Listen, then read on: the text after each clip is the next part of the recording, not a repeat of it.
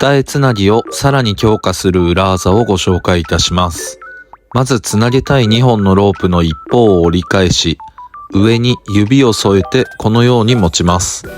もう一方のロープを奥から手前に通し、指の上にかけてぐるっと一周回し、指が入っていたところに2周巻きつけていきます。これを締め上げれば二重つなぎです。ここから左のロープを折り返し、中央の輪の中に差し込んでいけば強化版二重つなぎ、正式名称はダブルドラゴンベンドの完成です。